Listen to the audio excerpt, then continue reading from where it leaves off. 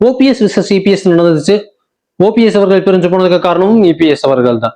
அதே மாதிரி இபிஎஸ் அவர்கள் தான் சசிகலா அவர்கள் போனதுக்கும் காரணம், டிடிவி தினகரன் அவர்கள் போனதுக்கும் காரணம், செங்கோட்டையன் அவர்கள் போனதுக்கும் காரணம். இது எல்லாத்துக்குமே இபிஎஸ் அவர்கள் தான் காரணம். ஆனா ஒவ்வொரு எலெக்ஷன்லயும் தோத்துட்டு இருக்கிறதுக்கு இபிஎஸ் அவர்கள் மட்டும்தான் காரணமா? கிடையாது.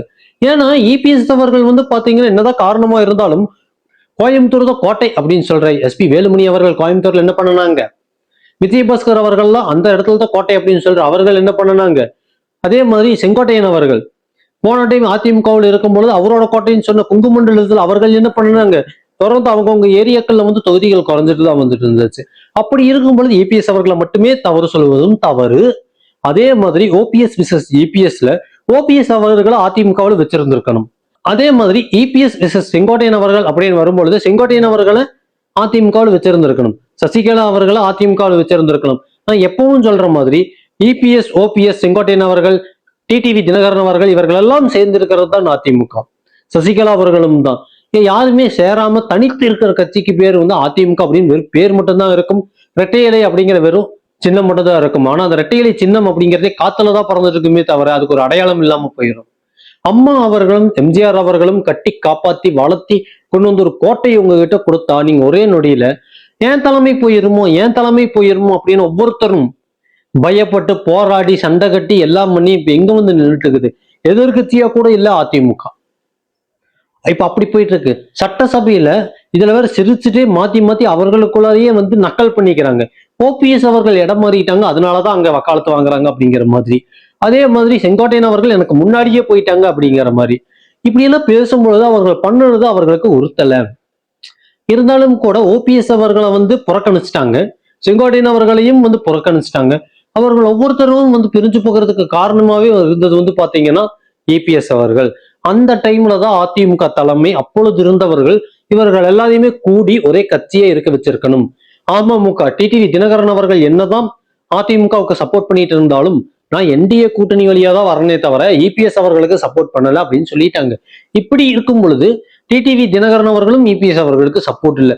நான் ஆல்ரெடி சொன்ன மாதிரி ஓபிஎஸ் அவர்கள், அதாவது மூவேந்தர்கள் அப்படின்னு நான் சொல்லுவேன். ஓபிஎஸ் அவர்கள், இபிஎஸ் அவர்கள், டிடிவி தினகரன் அவர்கள் எங்க போனாங்க? எல்லாருமே பிரிஞ்சிருக்கும் பொழுது எப்படி ஜெயிக்க முடியும்? பத்தாவதுக்கு செங்கோட்டையன் அவர்கள், இப்போ வேலுமணி அவர்கள், விஜயபாஸ்கர் அவர்கள், இப்ப சொல்லிட்டு போன லிஸ்ட் போயிட்டே இருக்கும். சசிகலா அவர்கள், எல்லாருமே பாத்தீங்கன்னா எங்களுக்கு நீங்க எந்த ஒரு பதவியுமே தர வேண்டாம், தொண்டனா நாங்க கட்சியில அணுகிறோம் அப்படின்னு சொன்னாங்க. ஓபிஎஸ் அவர்களும் சசிகலா அவர்களும் அதிமுகவில் அடிப்படை உறுப்பினரா நாங்க கட்சியில பணியாற்றோம் அப்படின்னு சொன்னாங்க 2026 எலெக்ஷனுக்கு. ஆனா அதுக்கு கூட உள்ள விடல. இப்படியெல்லாம் இருக்கும் பொழுது அதிமுக தோக்கத்தானே செய்யும். அதிமுக தலைமை அப்படிங்கிறது கூட்டணி கட்சி கிடையாது, அதாவது கூட்டணியை வச்சு ஜெயிச்சுட்டு போகிற கட்சி கிடையாது. திமுக தான் கூட்டணியா போய் ஜெயிக்கிற கட்சி.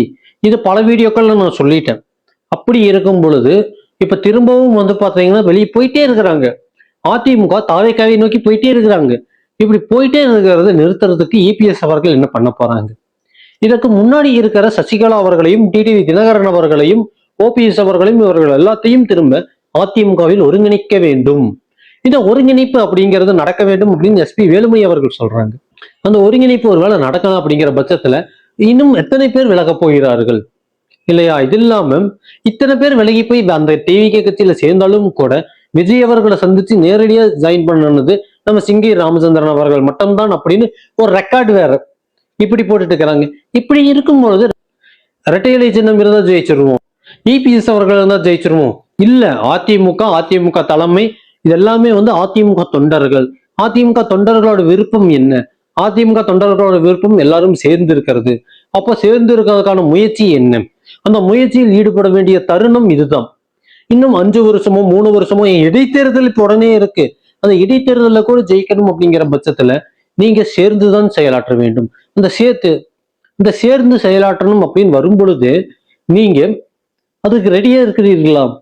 ஓபிஎஸ் அவர்கள் டிஎம்கே, டிவிகேல செங்கோட்டையன் அவர்கள், டிடிவி தினகரன் அவர்கள் தனி கட்சி, அவர்கள் சசிகலா அவர்கள் தனி கட்சி, இவர்கள் எல்லாத்தையும் பிடிச்சு கொண்டு ஒரு கட்சியில சேர்த்தணும்.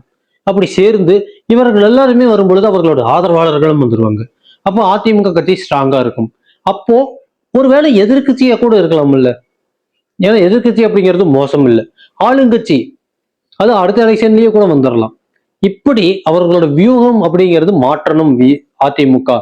இப்படி ஒரே இடத்துல கிணத்துல போட்ட கல்லு அப்படின்னு நான் சொல்லுவேன்ல, அப்படியே இருந்தாங்கன்னா இரட்டை இலை சின்னம் காத்துலதான் பறந்துட்டு இருக்கும். அதை காப்பாற்ற யாரும் வர முடியாது.